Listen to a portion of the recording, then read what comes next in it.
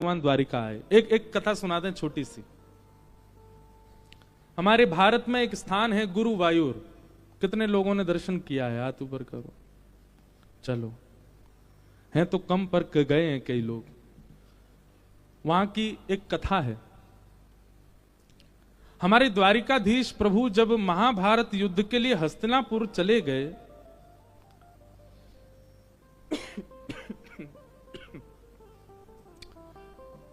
तो द्वारिका में एक महामारी आई। और वो महामारी कैसी थी कि भगवान के दर्शन के वियोग में लोग यहां के ज्वर उनको चढ़ता था। और वो ज्वर ऐसा होता था कि उस ज्वर युक्त व्यक्ति को जो देख लेता था उसको भी ठाकुर जी का विरह होने लगता था, उसको भी ज्वर चढ़ जाता था। और धीरे धीरे लोग अपने देह का त्याग जैसा करने लगे। रुक्मणी जी को जाके किसी ने कहा, बोले कि द्वारिका में बहुत संख्या में लोग बीमार हो रहे हैं और वैद्यों से भी वो बीमारियां दूर नहीं हो रही है लोगों की। तब रुक्मणी जी ने भगवान को एक पत्र लिखा और कहा कि भगवान, आप कैसे भी करके थोड़ा समय निकाल के द्वारिका आ जाइए, क्योंकि द्वारिका के लोग आपको देख करके जीते हैं और इतने दिन हो गए आपको देखा नहीं है। यहाँ के लोगों को महामारी हो रही है, एक बीमारी फैल गई है आपके वियोग की। सोचो, हम लोग अपने आप को भक्त कहते हैं, यहां पर बीमारी हो रही है लोगों को बिना दर्शन किए। तब भगवान कैसे भी करके महाभारत युद्ध से एक दिन के लिए द्वारिका आए। और जैसे भगवान आए तो ठाकुर जी के आते ही सब द्वारिका के लोग स्वस्थ हो गए। तब ठाकुर जी बोले, देखो हमको महाभारत युद्ध में जाना पड़ेगा, हम यहां रह नहीं सकते हैं, लेकिन जाएं कैसे, ये लोग तो व्याकुल हो जाएंगे। तब ठाकुर जी ने समुद्र की बालुका से अपना एक छोटा सा विग्रह बनाया, छोटा सा स्वरूप बनाया। और उस स्वरूप में ठाकुर जी ने अपने अंश पिरो दिए। वो स्वरूप स्थिर नहीं था, चलता था। कैसे चलते हैं? बोले द्वारिका में लोगों के घर पहुंच जाता वो छोटा सा स्वरूप, ऐसे चलते फिरते ठाकुर जी थे। और किसी के घर से दही चुरा के खा गए, किसी घर से माखन चुरा के खा गए, किसी के घर में जाके बच्चों के साथ खेलने लग गए। द्वारिकाधीश का ऐसा रूप द्वारिका में प्रकट कर दिया भगवान ने कि अब द्वारिका के लोगों को भगवान की याद नहीं आती, उस स्वरूप में ही सब आनंद होते हैं। ठाकुर जी वापस हस्तिनापुर चले गए, युद्ध आदि कराया, वापस द्वारिका आए। फिर जब द्वारिका से भगवत धाम जाने की लीला प्रारंभ हुई, तब भगवान ने बृहस्पति गुरु और पवन देव इन दोनों को आमंत्रित किया और दोनों से कहा कि देखिए, द्वारिका मेरे जाते डूब जाएगी, जो शेष अंश बचेगा वो भगवान की स्वधर्मा सभा, ये सभा क्षेत्र है जिसमें हम बैठे हैं। यहां ठाकुर जी सभा करते थे, ठाकुर जी जहां रहते थे वो तो डूब गई समुद्र में। तो भगवान ने कहा कि यहां द्वारिका में एक मेरे हाथों से बनाया हुआ स्वरूप है। आपसे मेरी प्रार्थना है कि मैं चाहता हूं कलिकाल में लोगों को इसका दर्शन हो, आप इनको सुव्यवस्थित स्थान पर विराजमान करो। तब गुरु बृहस्पति ने और पवन देव यानी कि वायु ने उनको दक्षिण के एक सुंदर स्थान केरला में जो है वहां विराजमान किया, इसलिए उनका नाम पड़ा गुरुवायूर। गुरुवायूर श्री कृष्ण, वो भगवान के द्वारा बनाए गए श्री ठाकुर जी हैं। द्वारिका के प्राण रक्षा भगवान करते थे। तो भगवान द्वारिका लौट करके आए महाभारत युद्ध से। कुछ दिन बाद खबर मिली कि उत्तरा ने बालक को जन्म दिया, जिस बालक की भगवान ने रक्षा की थी। तो ठाकुर जी फिर से गए और हस्तिनापुर उस बालक को मिलकर के आए। अर्जुन भगवान को छोड़ने के लिए द्वारिका गए, कुछ महीनों तक लौट करके नहीं आए। अपशगुन जैसा होने लगा युधिष्ठिर को, और युधिष्ठिर जी ने अपनी शंका को व्यक्त किया। भीम से कहा कि कुछ अपशगुन जैसा लग रहा। अब यहां देखो, अपशगुन किन को बताया गया है। लोग जिनको अपशगुन मानते हैं वो अपशगुन नहीं होता।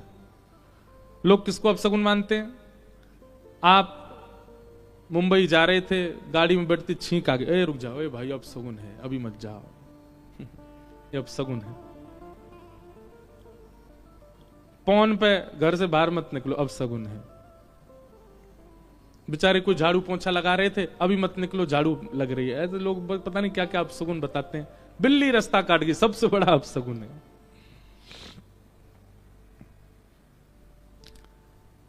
अब यहां युधिष्ठिर को जो अपशगुन हो रहे थे, उनमें सबसे पहला अपशगुन क्या कि सुबह का सूर्य उदय हुआ है, पर कैसा लग रहा है कि जैसे शाम हो गई हो। अस्ताचल को सूर्य उदय नहीं लग रहे हैं, ऐसा लग रहा है अस्त हो रहे हो। ये अपशगुन है। सूर्य का अस्त का अनुभव होना उदय के समय पर, यह अपशगुन है।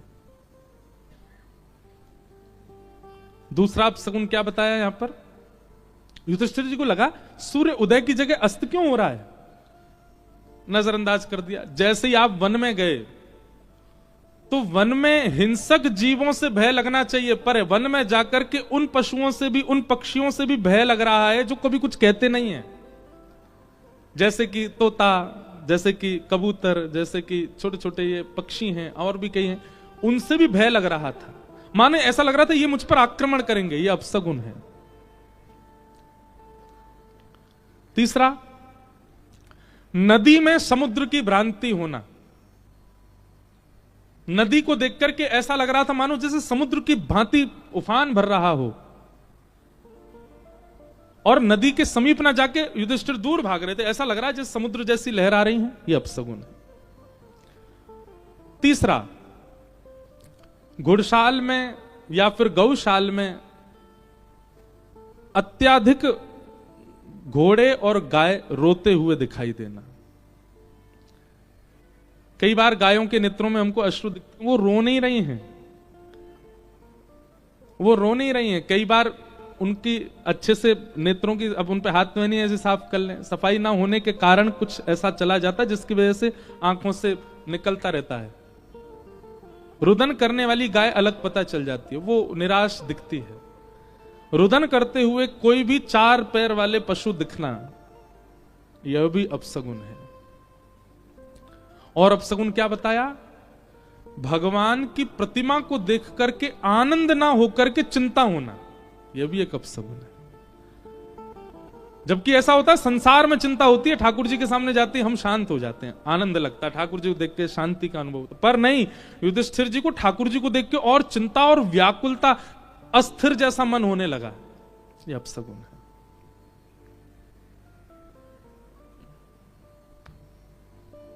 ये सारे और भी बहुत सारे बताएं यहां पे, ये सारे अपशगुन युधिष्ठिर को हो रहे थे।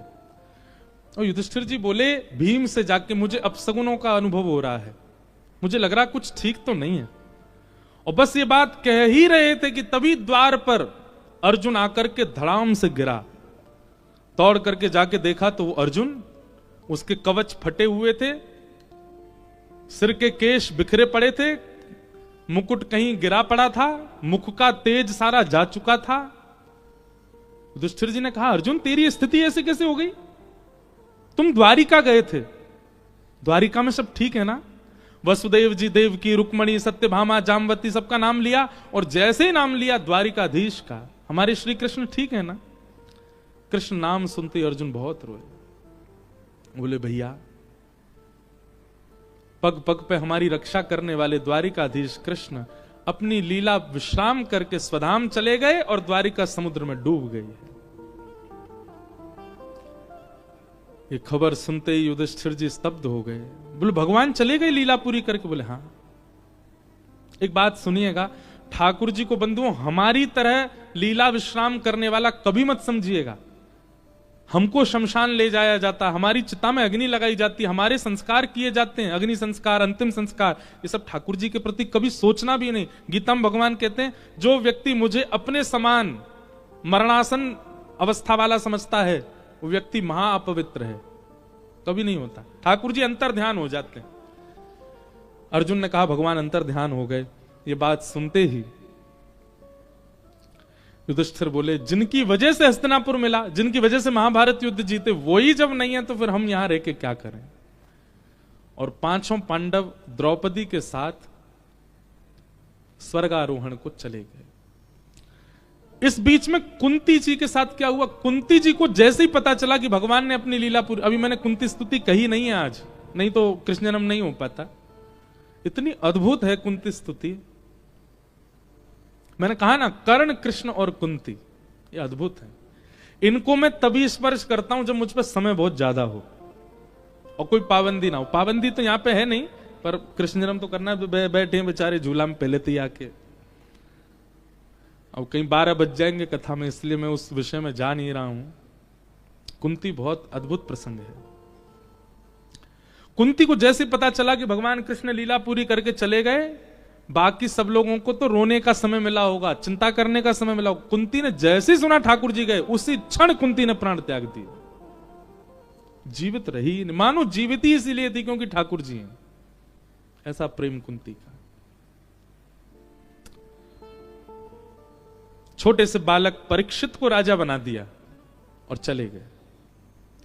और क्योंकि छोटा बालक है इसलिए ब्राह्मणों को आज्ञा कि आप लोग निर्देशन कीजिएगा परीक्षित को कैसे राजपाट संभालना है। 5 पांडव चले गए। परीक्षित धीरे धीरे धीरे बड़े हुए, ब्राह्मणों के निर्देशन में राजपाट संभालने लगे। एक दिन परीक्षित का ब्याह हुआ, जन्मेजय आदि पुत्र हुए। परीक्षित वन में गए, तभी उनको एक काला काला व्यक्ति मिला जो कि वृषभ यानी कि बैल, उसके 3 पैर कट चुके हैं, 4थे पैर को काट रहा था। ये वृषभ कौन है? धर्म। धर्म के 4 चरण होते हैं, सत्य, दान, दया और पवित्रता। और ये काला व्यक्ति कौन है? कलयुग। कलयुग धर्म के 3 पैर काट चुका है, सत्य, दान, दया और पवित्रता। ये 3 पैर कलयुग में नहीं है, केवल 1 पैर बचा है, सत्य। हम दान नहीं कर रहे हैं, आडंबर करते हैं दान के नाम पे। दया नहीं है हमारे चित्त में, वो भी आडंबर ही है।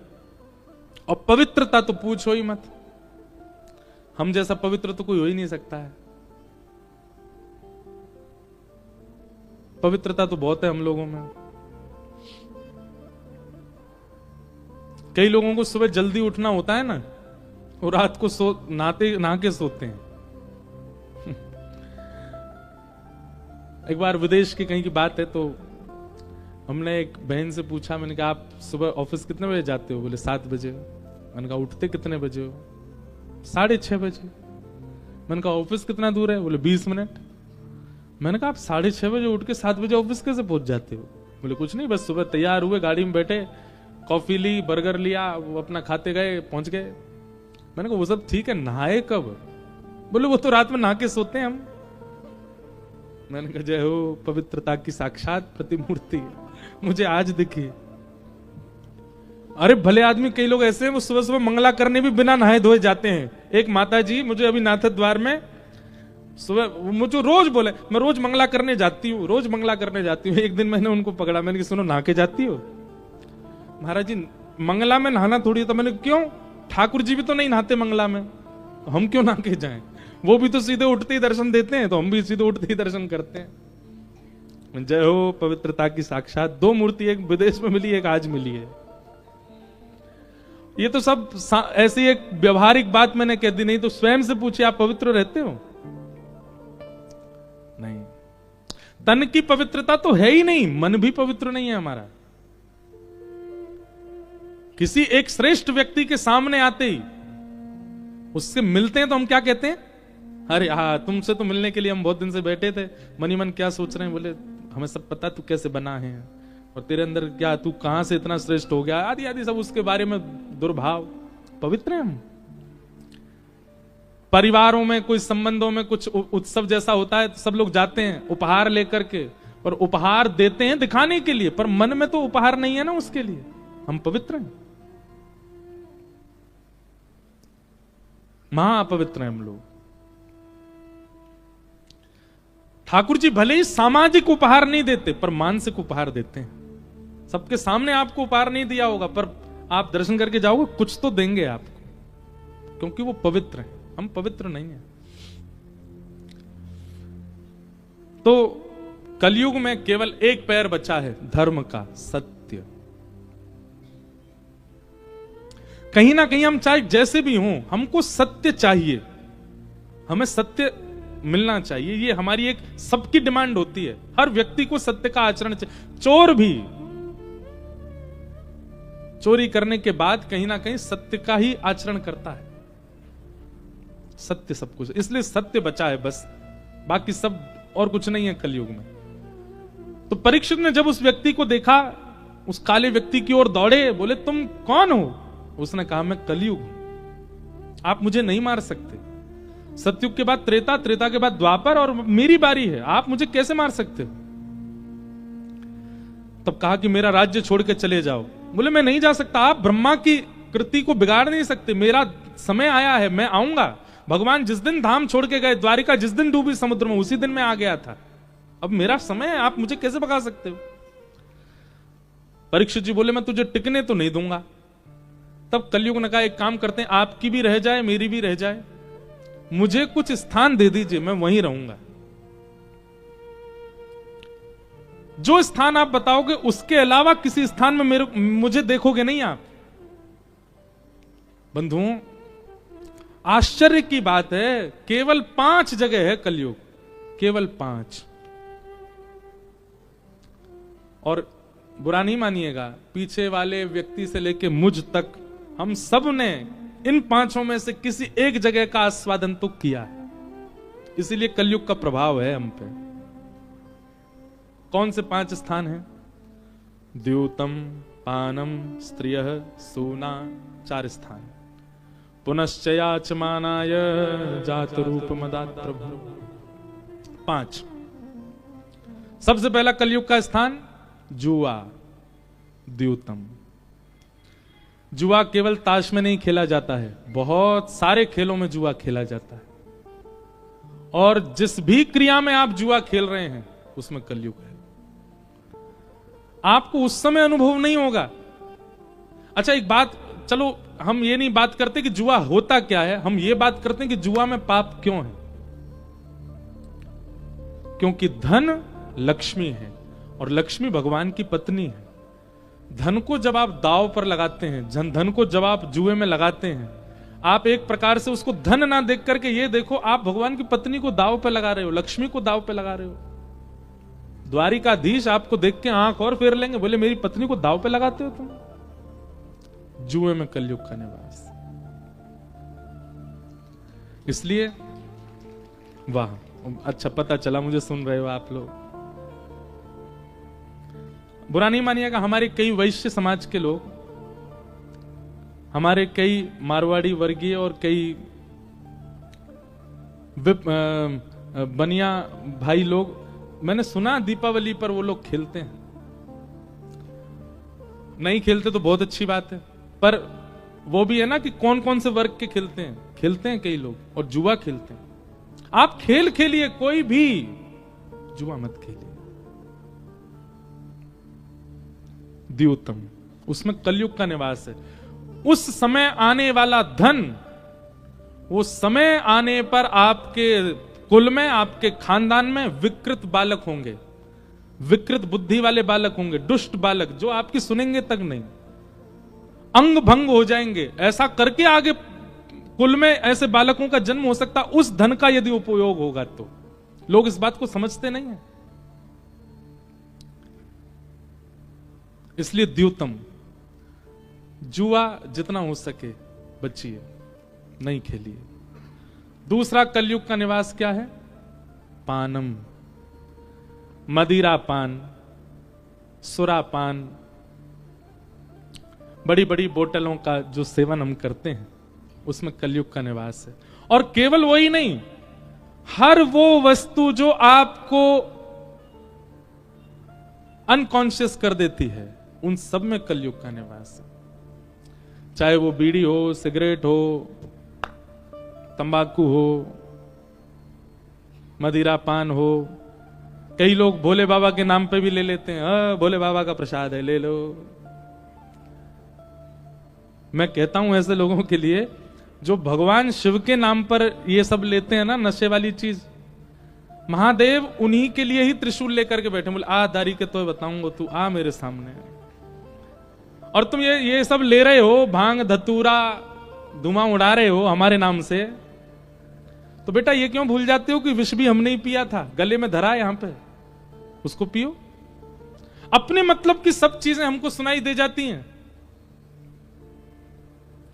नहीं, आप जिससे भी अनकॉन्शियस होते हो, ऐसी कोई भी पेय पदार्थ, खाने वाले पदार्थ, उन सब में कलयुग का निवास है। आपका बुद्धि, आपकी बुद्धि अपने स्तर से परे हो जाती है।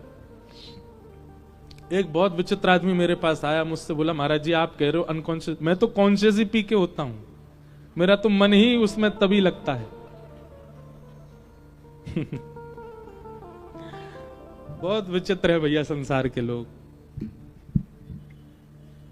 द्यूतम पानम, और तीसरा स्थान बताया गया स्त्रीय, पर स्त्री और पर पुरुष संग। आपका विवाह हुआ है, आपने वर्ण किया है, आपने उनके साथ 7 फेरे लिए हैं, उसके बाद कोई भी दृष्टि में आवे उसके प्रति वो भाव नहीं बनना चाहिए, वो एक ही के लिए रहे। अगर आप इस एक पत्नी व्रत और एक पतिव्रत का पालन नहीं कर पाते हैं, आप पे कलयुग का प्रभाव है। इसलिए एक पत्नी व्रत और एक पति, ये सबसे बड़ा व्रत है संसार में। चाहे कितनी भी एकादशी कर लो, कितनी भी सोमवार कर लो, कितने भी प्रदोष कर लो, कितने भी कुछ कर लो, लेकिन अगर आपने पत्नी व्रत कर लिया, एक पत्नी, इसके अलावा जो देखें सब सम्मान नहीं है, यही है सब कुछ हमारी, और एक पतिव्रत यही है सर्वस्व हमारे, चाहे जैसे भी हैं यही है। ये व्रत यदि आपने कर लिया तो सारे व्रत आपके सामने नतमस्तक हैं। अब सोचो, इसमें भी एक भला आदमी मुझसे क्या बोला, महाराज जी ब्याह के बाद ही तो एक के संग रहना है, ब्याह से पहले जब तक ब्याह ना हो तब तक तो छूट है ना। मैंने कहा भाई बहुत ऊंचे लोग हैं संसार में।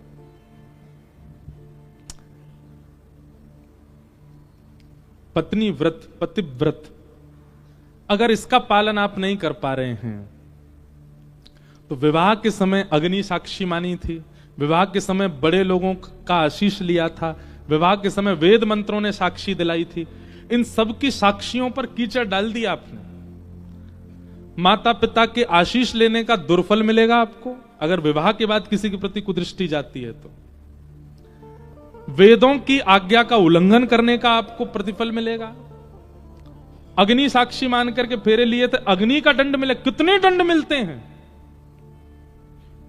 इसलिए व्यक्ति को अब तो टिकते ही नहीं है, ब्याह हो ही नहीं रहे, हो ना तो मतलब रुके ही नहीं पा रहे हैं। उसके पीछे कारण पता है क्या है? प्रदर्शन। आप अपना सब कुछ प्रदर्शित कीजिए, पर हमारी एक बात मानिए, अपने गोपनीय संबंधों को प्रदर्शित मत कीजिए कहीं भी। अपना संबंध जो है आपका पति पत्नी का है आदि जो भी है, वो गोपनीय रहने दीजिए। वो जितना गोपनीय रहेगा उतने ज्यादा आप बढ़िया रहेंगे। हम जितने पॉडकास्ट होते हैं हमारे, जितने इंटरव्यू, सब में बोलता हूं मैं ये बात। आपका ठाकुर जी से भी प्रेम है ना, वो भी गोपनीय रखिए, उसको भी ज्यादा प्रकट मत कीजिए। प्रकट केवल उतना करो जितना संसार सह सकती है। और या फिर एक और बात बताएं, प्रकट गलत कर दो, अंतरंग बढ़िया रखो अपना। सबको बस बहकावे में रखो, हमारा तो ऐसा है, पर अंतरंग भाव से आपका भाव अलग हो, वो गोपनीय रखो। हमारे लाल जी से हमारा जो प्रेम है ना, वो केवल उतना ही प्रकट, उतना ही उजागर कर रखा है जितना होना चाहिए, उससे अधिक नहीं। तो द्यूतम पानम स्त्रियः, और चौथा स्थान बिना परिश्रम के कमाया गया, नहीं, द्यूतम पानम स्त्रियः सूना, सूना यानी कि हिंसा, लड़ाई झगड़ा कलेश, जबरदस्ती की बातों पर लड़ना झगड़ना।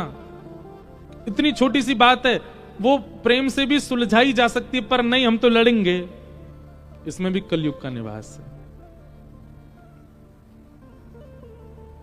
मैंने इडली बोले थे, तुमने चावल ही क्यों बनाए, लड़ लिए इसी बात पे महाराज, कुकर फेंक के मार रहे हैं एक दूसरे पे।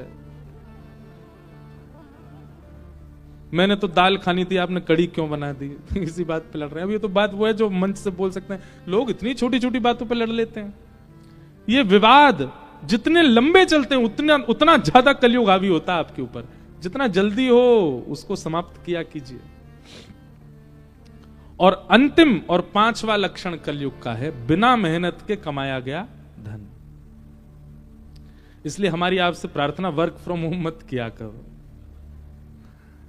बीच में ये प्रचलन चला, ना तो बच्चे पढ़ते हैं स्टडी फ्रॉम होम में, ना लोग कोई काम करते हैं वर्क फ्रॉम होम में।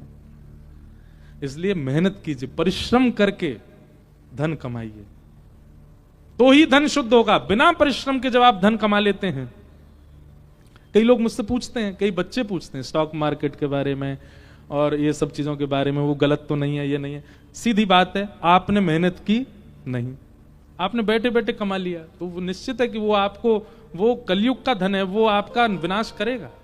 आज नहीं तो कल, कल नहीं तो परसों, परसों नहीं तो साल बाद करेगा। परिश्रम करो, मेहनत करके कमाओ। ये पंच स्थान है, इनसे सावधान रहिएगा। द्यूतम पानम स्त्रिय सूना यत्रा धर्मस चतुर्विध पुनश्चयाचमानाय जात रूप बदात प्रभु। कलयुग को 5 स्थान दे दिए, परीक्षित स्वयं भटक गए। एक मुकुट सिर पर पहन लिया जो कि कलयुग, जो कि परीक्षित का नहीं था।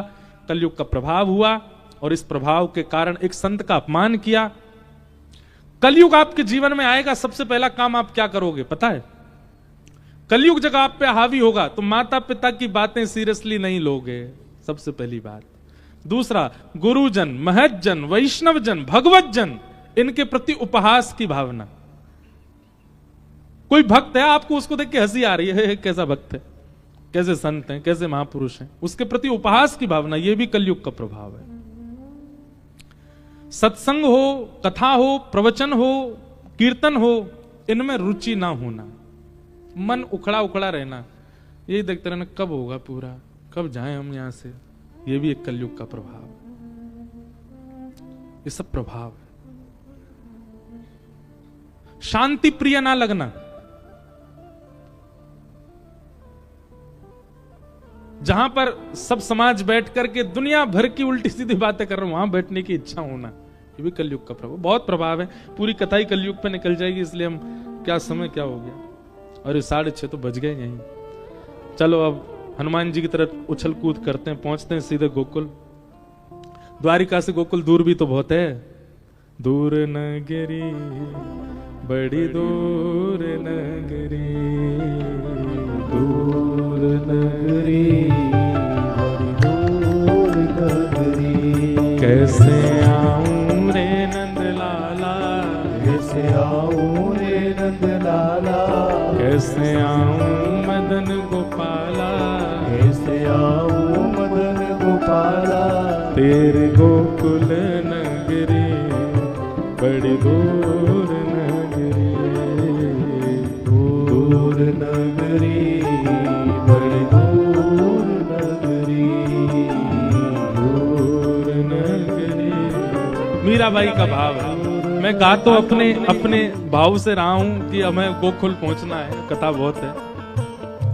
दिन को आऊं तो रात को आऊं तो कान्हा डर मुहे लागे, रात को आऊं कान्हा डर मुहे लागे, रात को आऊं तो लाला डर मुहे लागे, रात को आऊं तो लाला डर मुहे लागे, दिन को आऊं तो देखे सारी नगरी, बड़ी दूर नगरी, दिन को आऊं तो देखे सारी नगरी, बड़ी दूर नगरी, दूर नगरी, बड़ी दूर नगरी, दूर नगरी, बड़ी दूर नगरी, दूर नगरी, बड़ी दूर नगरी, दूर नगरी, बड़ी दूर नगरी। ओ मीरा के प्रभु गिरधर नागर, मीरा के प्रभु गिरधर नागर। हमारी भक्तिमती मीराबाई यहीं भेंट द्वारिका, नहीं गए हो तो कर आओ दर्शन। और अब तो सुविधा हो गई, पहले तो नाव से जाना पड़ता था, अब तो फ्लाईओवर बन गया है पूरा। बेट मतलब टापू, उस पर द्वारिका जी, वहां की कथा सुनाऊंगा मैं एक दिन। वहीं श्री मीराबाई द्वारिकाधीश जी में विलीन हो गई। ऐसा कहते हैं आज भी इतना अंग वस्त्र बाहर निकला है द्वारिकाधीश से मीराबाई का। यहीं द्वारिकाधीश में विलीन हुई हमारी भक्तिमती मीराबाई। मीरा के प्रभु गिरधर नागर, मीरा के प्रभु गिरधर नागर, मीरा के प्रभु गिरधर नागर, मीरा के प्रभु गिरधर नागर। तुमरे नरस बिन मैं तो हो गई बाबरी, बड़ी दूर नगरी। तुमरे दर्श बिन में तो हो गई बाबरी, बड़ी दूर नगरी। दूर नगरी, बड़ी दूर नगरी, दूर नगरी, बड़ी दूर नगरी। दूर नगरी, बड़ी दूर नगरी। दूर नगरी, बड़ी दूर नगरी। ओ कैसे आऊं रे नंदलाला, कैसे आऊं रे नंदलाला, कैसे आऊं मदन गोपाला, कैसे आऊं मदन गोपाला। तेरी गोकुल नगरी, बड़ी दूर नगरी। दूर नगरी, बड़ी दूर नगरी, दूर नगरी, बड़ी दूर नगरी। भगवान ने स्वधाम गमन किया, पांडवों ने स्वर्गारोहण किया। अब हम थोड़ा जल्दी जल्दी कथा को समेटेंगे, केवल प्रणाम मात्र करेंगे बीच के प्रसंगों को, क्योंकि गोकुल जाना, फिर कल से तो ब्रज लीला ठाकुर जी की प्रकट होएगी। तो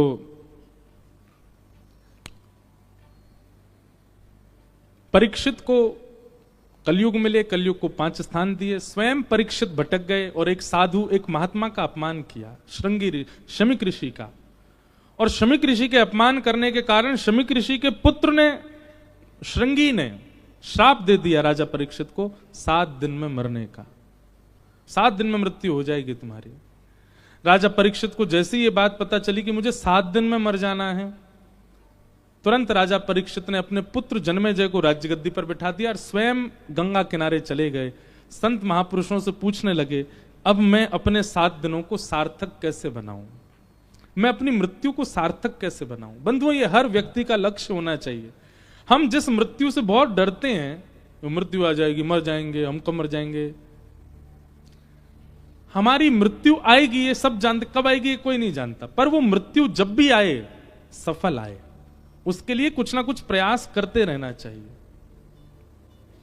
राजा परीक्षित सौभाग्यशाली हैं कि उनको मृत्यु से पहले ही पता चल गया कि कब मरना है। आप गए संतों के पास, जाके कहा मेरे जीवन के 7 दिन बचे हैं, बताइए मैं मुक्ति कैसे प्राप्त करूंगा। संतों ने अनेक उपाय बताए, पर तभी वहां पर श्री सुखदेव जी का आगमन हुआ। बोलो सुखदेव जी महाराज की। सुखदेव जी आए और सुखदेव जी ने आकर के कहा, बोले राजन, तुम मुक्ति के लिए क्यों पूछ रहे हो?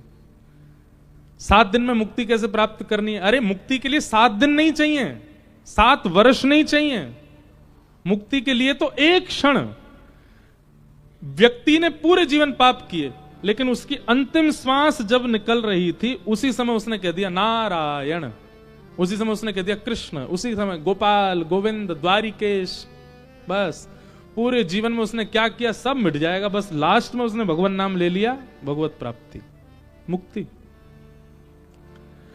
कई लोगों के मन में आएगा, महाराज जी ये तो बहुत गलत है, जीवन भर किसी ने पाप किया और अंत में उसने भगवान नाम लिया, मुक्ति। गलत आपको लग रहा है, पर ये अंत में भगवान नाम आना ये बहुत मुश्किल है। ये ठाकुर जी की ऐसी माया है कि व्यक्ति अपने अंतिम क्षण में सबको याद कर लेगा, ठाकुर जी को भूल जाएगा, उसको भगवत याद नहीं आ सकती। इसीलिए तो मुक्ति बहुत दुर्लभ है, होती एक क्षण में है, अंतिम क्षण में हो जाएगी, पर भगवान स्मरण करना बहुत मुश्किल है अंतिम क्षण में। इसीलिए हमारे वृंदावन में जाकर के आप देखो सब महात्मा साधु रज लगाए घूम रहे हैं, पूरे मुख पे नाम जपते रहते हैं 24 घंटे। क्यों इतना नाम जप लें, इतना नाम जप लें कि महाराज अंतिम श्वास में भी नाम ही निकले मुख से। यहां लोग दिन में 108 माला करने के बाद फूले नहीं समाते, हम रोज 108 नाम जपते हैं। 108 से क्या होना है, कुछ नहीं। अंतिम श्वास में तो तभी भगवान नाम आ सकता है जब पूरा जीवन भगवान नाम में निकाल दिया हो, और वो भी कंफर्म नहीं है कि आएगा। इसलिए अंतिम क्षण में भगवान नाम आना, उसी से मुक्ति प्राप्त होती है। राजा परीक्षित, तुम कह रहे हो कि मुझे मुक्ति कैसे मिले? 7 दिन बचे हैं, 7वां दिन अंतिम क्षण जब मैं आ जाऊं तुमको मुक्ति दे दूंगा, पर ये 7 दिन का क्या यूज करोगे? राजा परीक्षित बोले भगवान आप ही बताओ। तब परीक्षित जी बोले मुक्ति नहीं, भक्ति मांगो। मुक्ति का मतलब मृत्यु के बाद भगवान का दर्शन, और भक्ति का मतलब जीते जी भगवत दर्शन। 7 दिनों में तुम भक्ति प्राप्त कर सकते हो, मुक्ति के लिए तो एक क्षण बहुत है। इसलिए तुम भक्ति मांगो ताकि मृत्यु आवे उससे पहले तुमको साक्षात भगवान का दर्शन हो जाए। परीक्षित जी महाराज बोले भगवान अब मुझे मुक्ति की चिंता ही नहीं है, अब मुझे 7 दिन में केवल एक चिंता है कि कहीं मेरा अंतिम समय आ जाए, उससे पहले मैं भगवान दर्शन ना कर पाऊं, ऐसा ना हो। मुझे मृत्यु से पहले पहले ठाकुर जी दिखा दो। तब सुखदेव जी कहते हैं बैठो मेरे सामने, अब हम तुमको भागवत की कथा सुनाएंगे। और यहां से अब सुखदेव जी सुनाना प्रारंभ करते हैं। सबसे पहले सुखदेव जी ने सृष्टि का वर्णन किया, पृथ्वी कैसे बनाई, भागवत जी की साइंस है।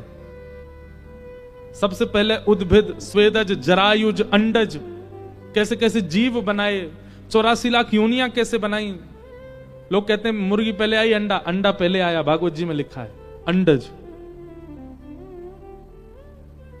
सब कुछ निर्माण करने के बाद सबसे अंत में मानव की रचना की, और जैसे ही मानव बनाए तो भगवान इतने प्रसन्न हो गए ब्रह्मा जी से, जो किसी को नहीं दिया वो मानव को दिया। क्या? बुद्धि।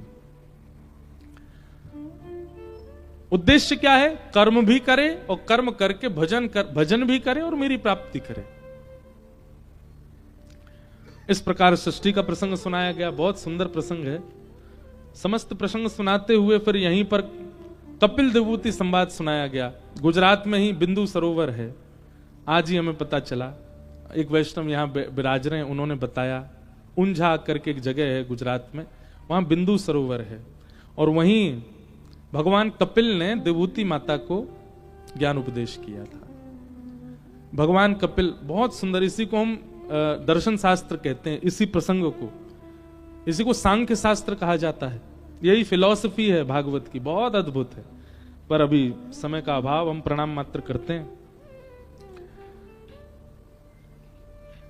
हमारे संग यही दिक्कत है, हमको 7 दिन में हमारी कथा पूरी नहीं होती, इसलिए नासिक में हम 1 महीना की कथा करते हैं, 30 दिन, उसमें भी पूरी नहीं हुई। तब हमको एक महापुरुष बोले बेटा तुम 1 महीना कर लो, चाहे 2 महीना कर लो, चाहे एक हमारी चातुर्मास कथा हो रहा 4 महीने की, एक ही जगह पे 4 महीने की कथा, उसमें भी पूरी होने वाली नहीं है भागवत जी, इतनी विस्तृत है। एक महापुरुष बोले पूरा जीवन भी तुम बोलते रहोगे ना, अगर तुम एक दिन ऐसा संकल्प ले लो अब हम कथा तब विश्राम करेंगे जिस दिन हमारे प्राण जाएंगे, तब तक कहते ही रहेंगे, तो भी तुम पूरी नहीं कर पाओगे, इतनी विस्तृत है। इसीलिए तो ये पुराण है, कोई किताब नहीं है, कोई ग्रंथ नहीं, क्योंकि हर बार कुछ नवीन है। तो कपिल देवूति संवाद को प्रणाम। तत्पश्चात ध्रुव चरित्र सुनाया गया। एक नन्हे से बालक को भगवत प्राप्ति हुई, ध्रुव जी के वंश की कथा सुनाई गई। इसी में भूगोल खगोल का वर्णन किया गया, नरकों का वर्णन किया गया, अजामिल उपाख्यान सुनाया गया, जड़ भरत रहुगण का संवाद सुनाया गया। सबको प्रणाम मात्र करते हैं। तत्पश्चात भगवान के एक दैत्य भक्त हुए जिनका नाम था वृत्रासुर, उनके चरित्र सुनाया गया। तत्पश्चात फिर भगवान के एक और दैत्य कुल में भक्त हुए प्रहलाद जी का चरित्र सुनाया। नृसिंह भगवान प्रकट हुए, हिरण्यकश्यप का वध किया। त्रिकूट पर्वत की कथा, गजेंद्र मोक्ष की कथा सुनाई गई। और फिर उसके बाद बलि वामन अवतार का प्रसंग सुनाया गया, सबको हम प्रणाम करते हैं। नवम स्कंद में अनेक सूर्यवंशी राजाओं की कथा सुनाई और इसी सूर्यवंश में भगवान श्री राम का प्रादुर्भाव हुआ। बोलो राजा रामचंद्र भगवान की जय। जिस दिन यहां कथा का प्रारंभ हुआ उसी दिन प्रभु श्री राम का स्थापन दिवस था। अयोध्या में राम जी को विराजमान हुए 1 वर्ष हुआ। वैसे तो अनादिकाल से बैठे पर हम सबको दर्शन देने के लिए 1 वर्ष से विराजे, तो ये वो तिथि भी मंगल है जिस दिन ये कथा प्रारंभ हुई। और हमारे लाल जी का उत्सव जिस दिन प्रारंभ हुआ था 11 जनवरी, उस दिन तिथि से राम जी के विराजमान का समय था। तो ये दोनों कथाएं बड़ी मंगलमयी रही। राम जन्म कर हेतु अनेका, परम विचित्र सब एक देखा। जब जब होई धर्म के हानि, बाढ़हि असुर अधम अभिमानी। तब तब प्रभु धरि विविध शरीरा, हरहि कृपा निज सज्जन पीरा। भगवान श्री राम का प्रादुर्भाव और 2 अध्यायों में, सबसे छोटी राम कथा है भागवत जी में, 2 अध्यायों में राम कथा सुनाई गई। यही हम प्रभु श्री राम को प्रणाम करते हैं। बोलो राजा रामचंद्र भगवान की। भागवत जी में 1 श्लोक की राम कथा भी है। उसी श्लोक से ही हम राम जी को वंदन कर लें। सब लोग राम जी का स्मरण कर लो। ठाकुर जी का नील वर्ण है, सिर पर सूर्य चक्र के साथ ठाकुर जी ने मुकुट धारण किया, घुंघराले केश हैं, हाथ में धनुष बाण लगे हैं, पीतांबरी पहनी है। और श्री ठाकुर जी का रूप कैसा है उसका चिंतन करते हुए भागवत जी के 1 श्लोक में राम कथा। गुरुवर थे त्यक्त राज्यो, व्यचरदनुवनम पद्म पद्भ्याम प्रियाया। पाणिस्पर्शा क्षमाभ्याम व्रजत पथरुजो यो हरिन्द्रानुजाभ्याम। वैरूप्या शूर्पणख्या प्रिय विरहरुषरोपित भ्रुविजम्भ। तस्ताब्धिर्बद्ध सेतु खलदवदहन कौशलेन्द्रोवतान्नः। बोलो राजा रामचंद्र भगवान की जय। राम जी को प्रणाम किया गया। तत्पश्चात चंद्रवंश के राजाओं की कथा सुनाई और इसी चंद्रवंश में भगवान श्री कृष्ण का प्रादुर्भाव हुआ। परीक्षित चरणों में प्रणाम करते हुए कहते हैं, बोले भगवान, जिन भगवान ने मेरे पूर्वजों की महाभारत में रक्षा की, मेरी मां के गर्भ में आके मेरी रक्षा की, मैं तो उनको देख भी नहीं पाया, उन प्रभु का चरित्र मुझे विस्तार से सुनाओ। बाकी सब आपने सूक्ष्म कर दिया, अच्छा है, पर श्री कृष्ण लीला मुझे विस्तार से सुनाओ। और यहां से अब कृष्ण लीला सुनाना प्रारंभ करते हैं श्री परीक्षित जी महाराज। अब बिल्कुल ध्यानपूर्वक सुनिएगा। पृथ्वी पर बहुत भार बढ़ गया था राक्षसों का। तब भगवान ने देवताओं का आवाहन करते हुए पृथ्वी को आज्ञा की कि बिल्कुल चिंता ना करें। वसुदेव ग्रहे साक्षात भगवान पुरुष पर जनिष्यते तत्प्रियार्थम सभवन्तु सुरस्त्रिय। भगवान ने आज्ञा करके पृथ्वी को बताया कि वसुदेव नाम के क्षत्रिय होंगे मथुरा में, उनके यहां मैं अवतार धारण करूंगा और वहां अवतार लेकर के पृथ्वी का जितना भार है मैं सब नष्ट करूंगा, वैष्णव भक्तों पर कृपा करूंगा। अब आप सब लोग केवल मेरी प्रतीक्षा करो। देवताओं ने जैसी आकाशवाणी सुनी कि भगवान वसुदेव क्षत्रिय के यहां जन्म लेंगे, सब देवता पृथ्वी पर आ गए। कोई कुछ बन के आया, कोई कुछ बन के आया, सब ने आकर के रूप धारण कर लिए। और यहां सूरसेन राजा हैं और सूरसेन के पुत्र का नाम है वसुदेव। वसुदेव जी का विवाह कंस ने अपने चाचा की बेटी से किया। कंस के चाचा कौन? देवक। और देवक की बेटी है देवकी। अपनी बहन का विवाह वसुदेव जी से कंस ने किया। कंस बहुत दुष्ट था, लेकिन आज उसके मन में करुणा आ गई। अपनी बहन को विदा होते देख स्वयं ही रथ चलाने लगा। देवताओं ने आकाशवाणी कर दी, जिस बहन को तुम विदा करने जा रहे हो इन्हीं का अष्टम गर्भ तुम्हारा काल होगा।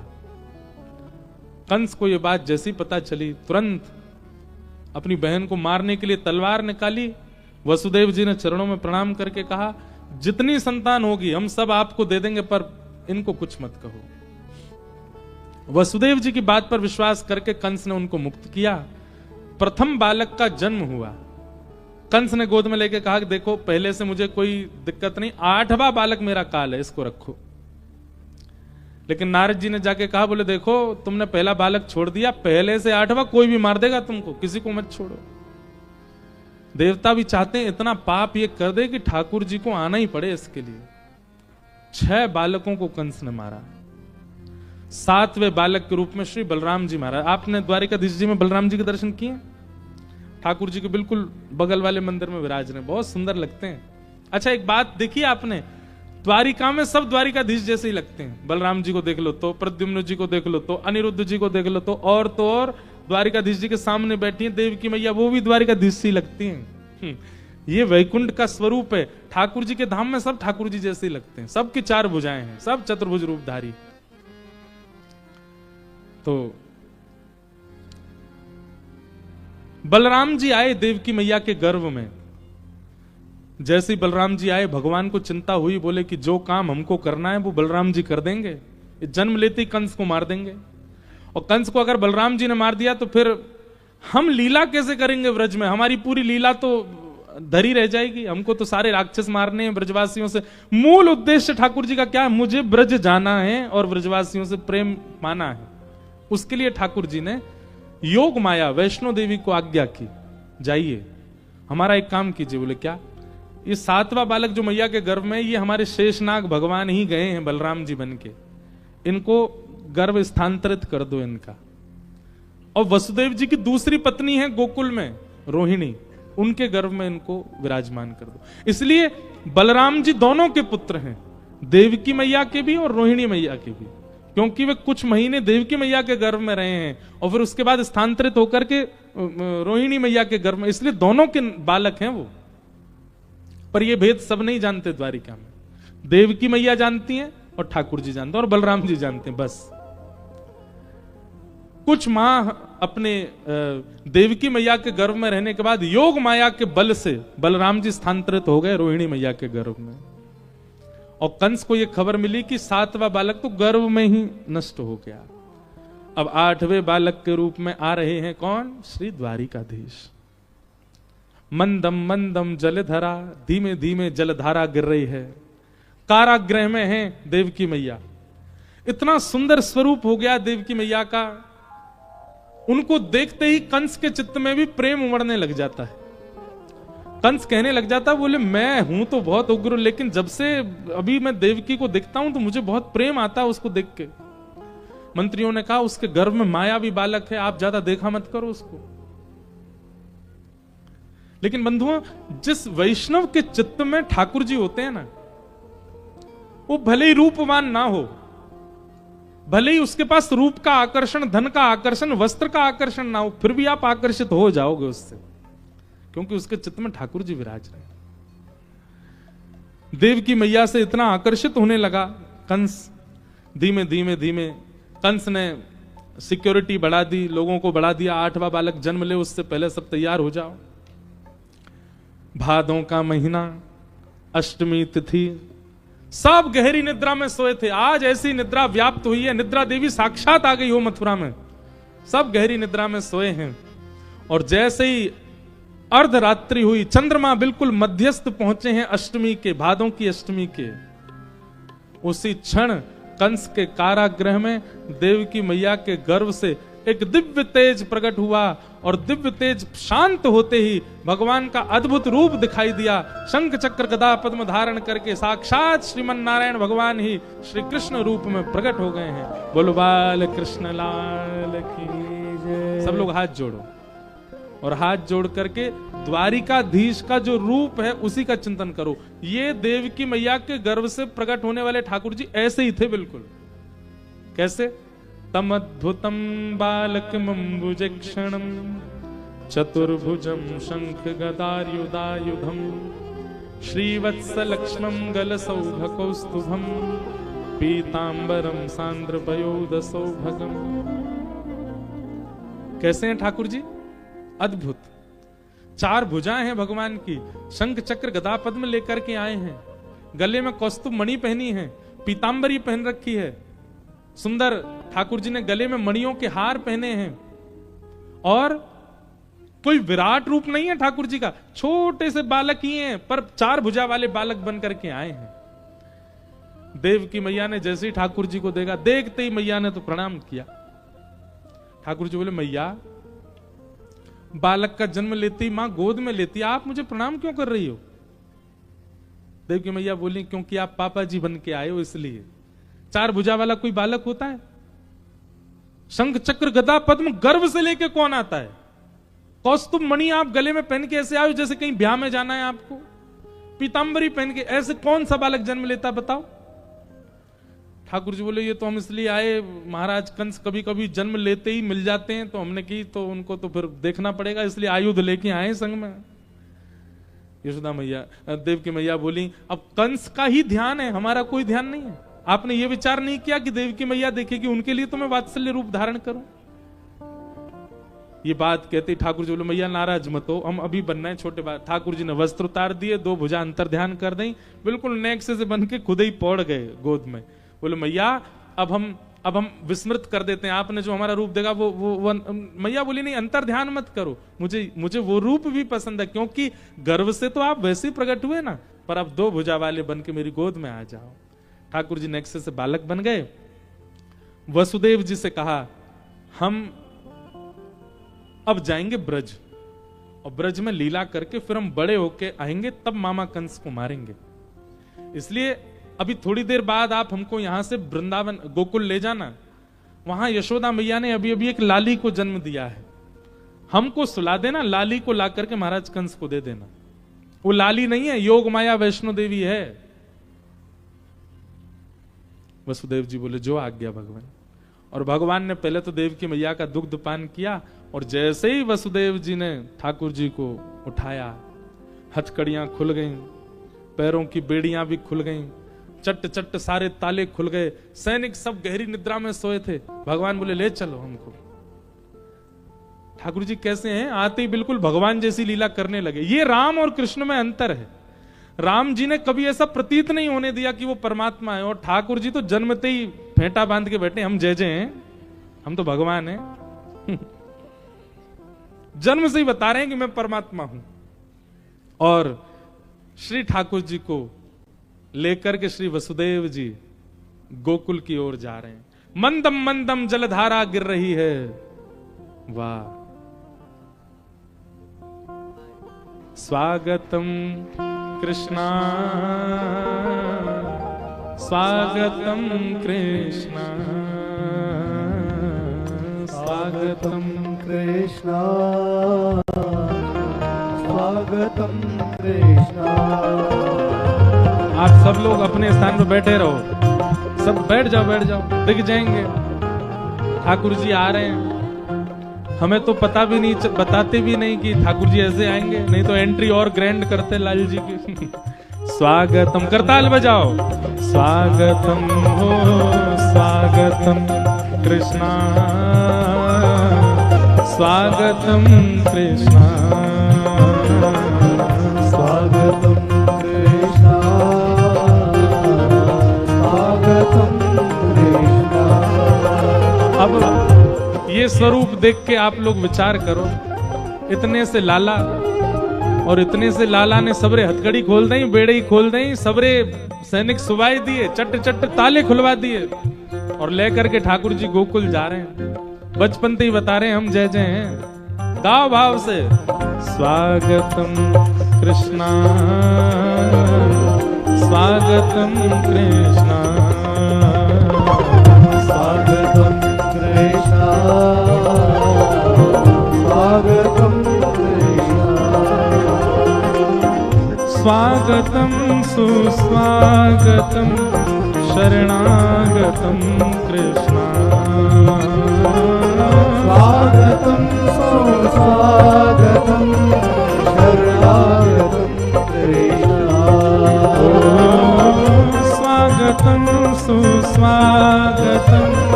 शरणागतं कृष्ण स्वागतं स्वागतं शरणागतं कृष्ण स्वागतं कृष्ण स्वागतं कृष्ण स्वागतं कृष्ण स्वागतं कृष्ण स्वागतं कृष्ण स्वागतं बोलो द्वारिकाधीश की जय हो जय जय बाबा। क्या बढ़िया श्रृंगार करके बालक ऐसे ही जन्मे थे ठाकुर जी, पीतांबरी पहन के सब बिल्कुल हैं धारण करके। आशीष दे दो थोड़ो है, बोल दो कछु। सब लोग बैठ जाओ। अच्छा दाऊ दादा भी आए हैं देखो। जय हो दाऊ। दाऊ दादा बंसी कब ते बजाने लगे? निवृत्त होके आए हो ना, व्यासपीठ पे तो नहीं कर दोगे सब? अच्छा विराज जाओ, आप लोग बैठ जाओ, सब लोग बैठ जाओ। ठाकुर जी महाराज, हाँ नहीं पूछना पड़ता है भैया, अब इनके माता पिता को तो पता होगा ये निवृत्त हुए कि नहीं, हमको तो पूछना ही पड़ेगा। पता चली यहीं गोविंदाय नमो नमः, दधी काना तो हुआ नहीं, यहीं हो गया दधी दधी। हाँ हंस रहे हो हैं? बैठ जाओ, सब लोग विराज जाओ। अच्छा यशोदा मैया बैठो। अभी तो लाल जी अभी तो रास्ता में अभी पहुंचे नहीं गोकुल। ठाकुर जी लेकर के गोकुल जा रहे हैं वसुदेव जी। गोकुल में भी सब गहरी निद्रा में सोए हैं। यशोदा मैया के कक्ष में प्रवेश करके नंद बाबा ने देखी बगल में नेक्सी सी लाली सोई है। अब भैया देखो कथा ब्रजभाषा में होएगी, समझी हो। हाँ नेक्सी सी लाली को लेकर के ब्रजभाषा बोलती हमको देखने लगे। वैसे इनकी कद काठी, मुख की गोलाई बिल्कुल ठाकुर जैसी, बस वर्ण गोरा है इनका, नहीं तो ये पूरे ठाकुर जी हैं। मैया के गोद, मैया के बगल में सुवाई दी और नंद बाबा ने नेक देर बैठ जाओ चलो, हाँ फिर नाची। यशोदा मैया के बगल से लाली को लेकर के किसी को पता नहीं चला कब कब में ठाकुर जी को सुवाए गए। लाली को लेकर के वसुदेव जी चले गए, कंस को जाके दे दिया। कंस ने बालिका को पृथ्वी पर पटका तो अष्टभुजी देवी भद्रकाली प्रकट हो गई। कंस ने यहां राक्षसों की सैनिक बुलाए हैं। अब कंस जो कर रहा है उसको करने तो हम चलें गोकुल। भैया 80 बरस की है गई नंदरानी, अभी तक लाला नाए भयो। कितने बरस की है गई? लेकिन अब की बार सबन को लगवे लगी कि अब के लाला ही होएगो नंदरानी के। और एक बात नियमित रूप से जान लियो भैया, जब एक बात सबन को लगवे लग जाए ना तो समझियो वो होएगी। अगर सवेरे उठ के घर के सबरे लोग कह रहे हैं पराठे बनेंगे, पराठे तो पराठे ही बनेंगे, क्योंकि सबके मन को भाव है। तो ब्रजवासी को लगन लगी अब के लाला होएगो ही होएगो। नंदा सुनंदा ये दो बहन हैं नंद बाबा की। ये 6 महीना ते डेरा डाल के पड़ी हैं गोकुल में कि हमारी भाभी के कछु है वे वारो है, लाला होएगो तो भैया प्रसन्न है के गले वारी मेवा देंगे, पहन के डोलेंगी। दोनों आज सवेरे सवेरे जैसे ही नंद भवन में गई, देखी यशोदा मैया तो गहरी नींद में सोई हैं। लेकिन यशोदा मैया के बगल में नेक सो बालक चदरिया ओढ़ करके सोयो, हाथ पाम चला रहे है अपने।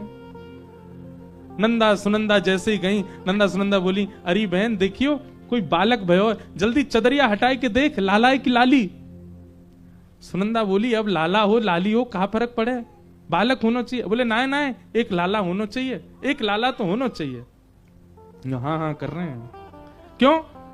सुनंदा बोली लाला क्यों चाहिए?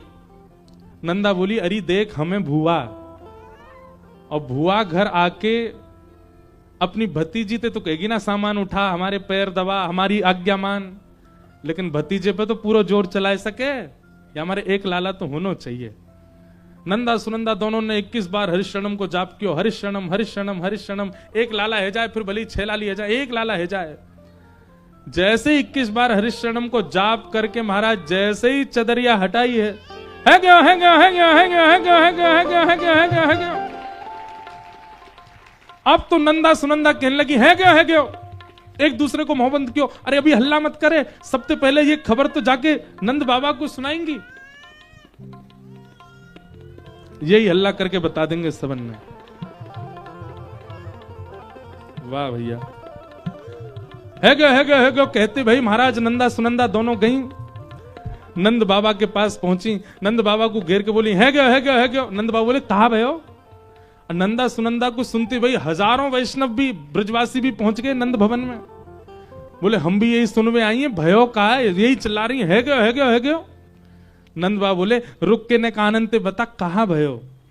नंदा सुनंदा के नेत्रन में आंसू आ गए और नंद बाबा से बोली आपने इतने ब्रजवासी की सेवा करी, गौ माता की सेवा करी, इतनो सब संत जनन को भलो कियो और उन सबके फलस्वरूप आपके घर नीलमणि जैसो लाला भयो है। बधाई हो, बधाई हो, बधाई हो। ऐसी रूखी बधाई दे रहे हो, अरे जोर से कहो बधाई हो, बधाई हो, बधाई हो। आहा, सब नाचन लगे, गान लगे। महाराज पूरे ब्रजमंडल में उत्सव है है।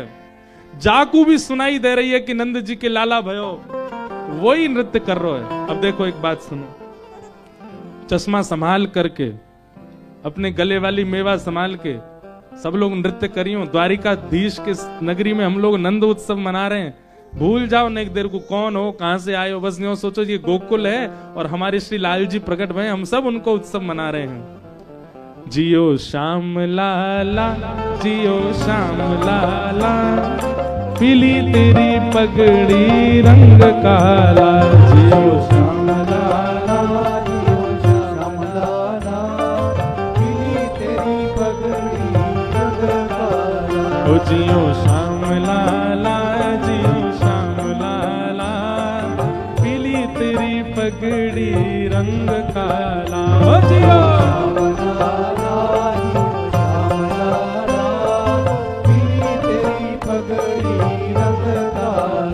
मथुरा से आए नंद लाला,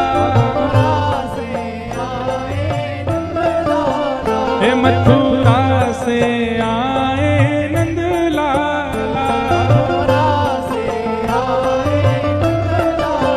ब्रज की गोपियों से पड़ गया पाला, ब्रज की गोपियों से पड़ गया पाला, ब्रज की गोपियों से पड़ गया पाला, ब्रज की गोपियों से पड़ गया पाला।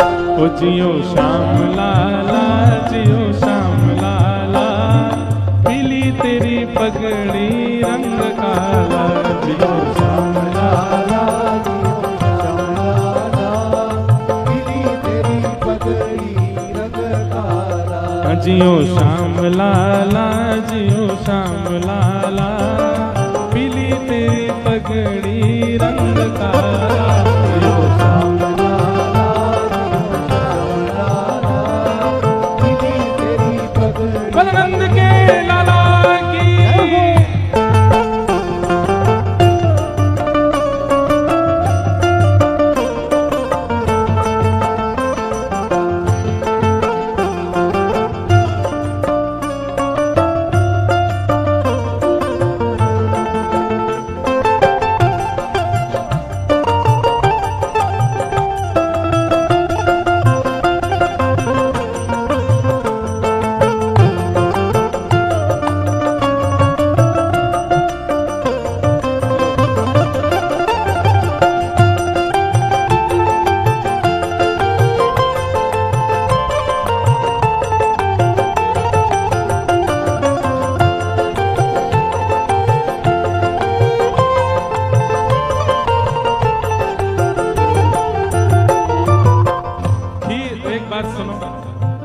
आप लोगों के भुजा नीचे क्यों हैं और आप लोगों के स्वर क्यों? आपको अपने बगल वाले की सौगंध है अगर आज प्रेम से नहीं नाचे तो।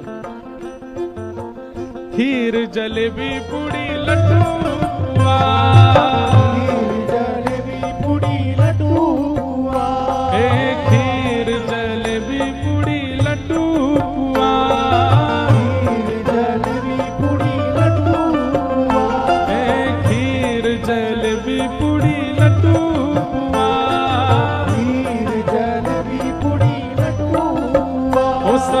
ब्रजवासी गावे जियो ललन, सब ब्रजवासी गावे जियो ललन, ओ सब ब्रजवासी गावे जियो ललन, ब्रजवासी गावे जियो ओ जियो जियो जियो श्याम लाला, जियो श्याम लाला, पीली तेरी पगड़ी रंग का, जियो श्याम लाला, जियो श्याम लाला, पीली तेरी पगड़ी रंग काला। हे जियो श्याम लाला, जियो श्याम लाला, पीली तेरी पगड़ी रंग काला। जियो श्याम लाला, जियो श्याम लाला, पीली तेरी पगड़ी रंग काला।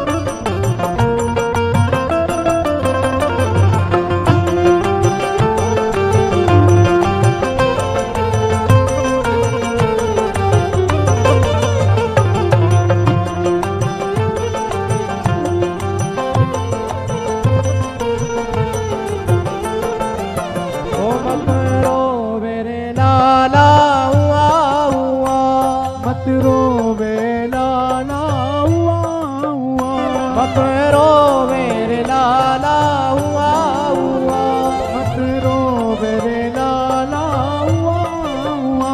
तोहे समझावे रे सुनंदा हुआ, तोहे समझावे रे सुनंदा हुआ, ओ तोहे समझावे रे सुनंदा हुआ, तोहे समझावे रे सुनंदा हुआ। ओ जियो ओ जियो ओ जियो ओ जियो श्याम लाला, जियो श्याम लाला, पीली तेरी पगड़ी रंग काला। ओ जियो श्याम लाला, जियो श्याम लाला, पीली तेरी पगड़ी रंग काला। ओ जियो श्याम लाला, जियो श्याम लाला, पीली तेरी पगड़ी रंग काला।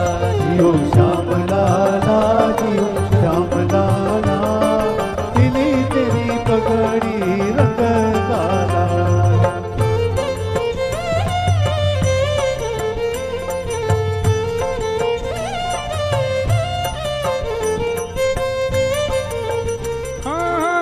ओ नंद घरानंद भयो, जय कन्हैया लाल की, नंद घरानंद भयो, जय कन्हैया लाल की, नंद घरानंद भयो, जय कन्हैया लाल की, जय कन्हैया लाल की, जय यशोदा लाल की। जय कन्हैया लाल की, जय यशोदा लाल की। देखो नंदोत्सव की बधाई लूटनी कैसे चाहिए, ले करके और पीछे लुटाओ, पीछे वालों तक कैसे पहुंचेगी, इसलिए हम हमारे हाथ तुम्हारे ही पहुंचेंगे, हम आपको दें, आप पीछे लुटाओ और पीछे वाले और पीछे लुटाओ। नंद घरानंद भयो, जय कन्हैया लाल की, नंद घरानंद भयो, जय कन्हैया लाल की, नंद घरानंद भयो, जय कन्हैया लाल की, नंद घरानंद भयो, जय कन्हैया लाल की, जय कन्हैया लाल की, जय यशोदा लाल की। जय कन्हैया लाल की, जय यशोदा लाल की, जय कन्हैया लाल की, जय यशोदा लाल की। जय कन्हैया लाल की, जय यशोदा ओ लाल ब्रज की। में है रही जय जयकार, नंद कर लाला जायो है।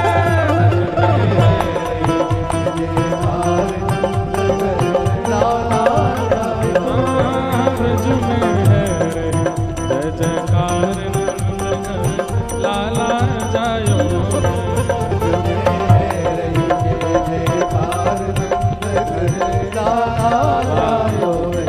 आप लोग तो बधाई रख के बैठ गए, अरे लुटाओ पीछे। ओ ब्रज में, हाँ ब्रज में, अरे जय हो। ओ ब्रज में है रही जय जयकार नंद घर लाला जायो है। ब्रज में है रही जय जयकार नंद घर लाला जायो। लाला जायो है नंद रानी ने लाला जायो है। लाला जायो है नंद रानी ने लाला जायो है। अरे हाँ लाला जायो है यशोदा ने लाला जायो है। हाँ लाला जायो है यशोदा ने लाला जायो है। हो ब्रज में, भुजा उठाओ दोनों और जोर से कहो जय हो ब्रज में, जय हो। हाँ ब्रज में, हो ब्रज में है जय जयकार नंद घर लाला जायो है।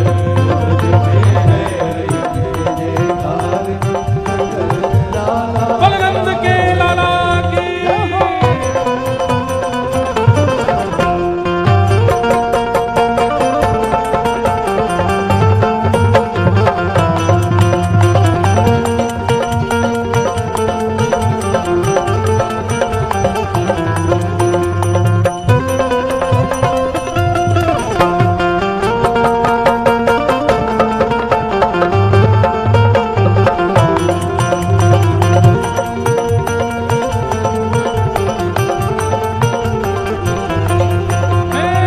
ब्रज 84 कोस में भैया, ब्रज 84 कोस में भैया, ब्रज 84 कोस में भैया, ब्रज 84 कोस में भैया।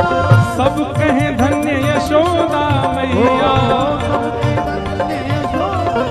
हे यशोदा मैया, यशोदा मैया, यशोदा मैया, यशोदा मैया, हे यशोदा मैया, यशोदा मैया, सब कहे धन्य यशोदा मैया। 80 साल की आयु में सुत में सो जायो है।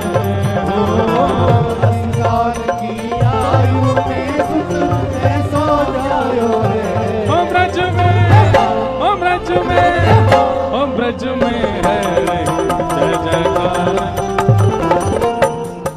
अरे भैया आप लोगन पे तो नाचनो ही नहीं आवे, दोनों भुजा उठाओ और कम से कम 1.5 फीट ऊपर उछलो, कैलोरीज बर्न करो अपने। हो ब्रज में, हो ब्रज में, हो ब्रज में है जय जयकार नंद घर लाला जायो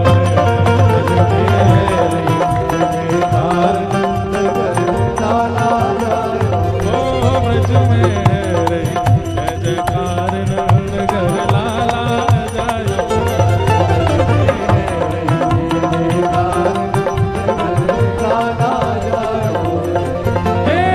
यूथ के यूथ नंद घर आवे, यूथ के यूथ नंद घर आवे, यूथ के यूथ नंद घर आवे। यूथ के यूथ ग्वाल बाल सब हिल मिल गावे, ग्वाल बाल सब ग्वाल बाल सब हिल मिल गावे, ग्वाल बाल सब हिल मिल वो सब हिल मिल गावे, सब हिल मिल गावे, सब झूम के गावे, वो सब आनंद मनावे। ग्वाल बाल सब हिल मिल गावे, ब्रह्मानंद समान आज सुख सबने पायो है। ब्रह्मानंद समान आज सुख सबने पायो है। ओ ब्रज में, ओ ब्रज में, ओ ब्रज में है जय जयकार नंद घर लाला जायो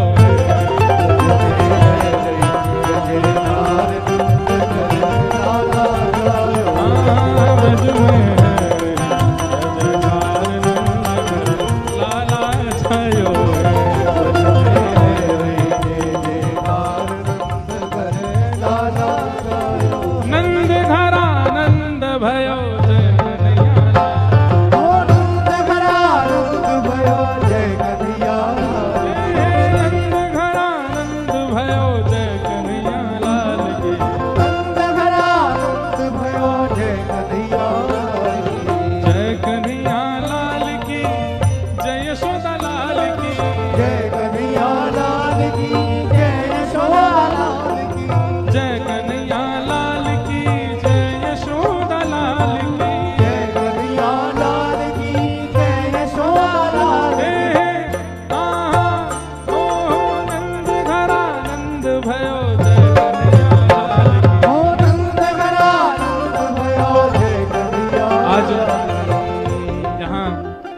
शाम को अभी कथा उत्सव विराम होगा, फिर उसके बाद रात्रि उत्सव भी है।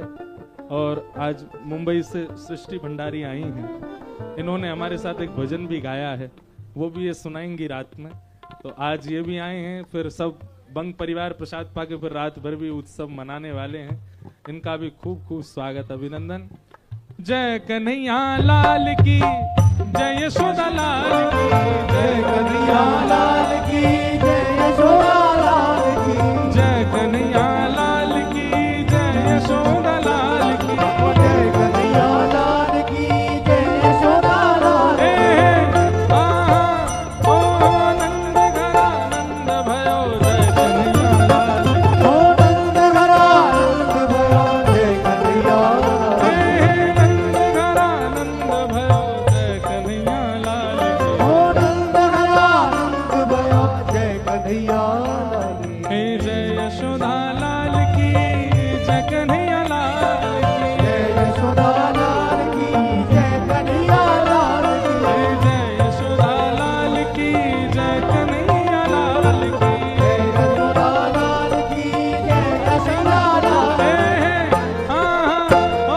नंद घरा नंद भयो, कन्हैया लाल की, जय कन्हैया लाल की, जय कन्हैया लाल की, जय कन्हैया लाल की। द्वारिकाમાં કોણ છે? राधारण छोर छे, દ્વારિકામાં કોણ છે? राधारण छोर छे, માખણનો ચોર છે, राधारण छोर छे, માખણનો ચોર છે, राधारण छोर छे, બ્રજનો ગોપાલ છે, राधारण छोर छे, ગાયોનો ગોપાલ છે, राधारण छोर छे, નંદજીનો લાલ છે, राधारण छोर छे, દ્વારિકામાં કોણ છે? राधारण छोर छे, દ્વારિકામાં કોણ છે? राधारण छोर छे, દ્વારિકામાં કોણ છે? राधारण छोर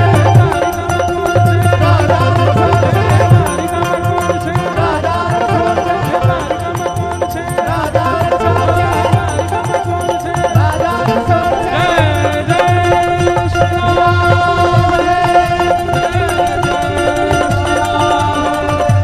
जय जय श्री राम। बधाई हो, ऐसे बधाई दी जाए, नहीं जोर तो बोलो बधाई हो, बधाई हो, बधाई हो। आप सब लोग अनुकूल लाला के जन्मोत्सव की खूब खूब बधाई। और अब समय मिले तो श्री द्वारिकाधीश के दर्शन करवे जाओ, वहां पे भी लाइन में लग के द्वारिकाधीश को कहियो बधाई हो। लाला के जन्मोत्सव की सबको खूब बधाई, हमारे बंग परिवार को भी और यहाँ आए सब वैष्णवों को खूब खूब बधाई। पीछे जितने भी वैष्णव जन हैं सबको बधाई हो, सबको जय श्री कृष्ण, सबको खूब खूब वंदन।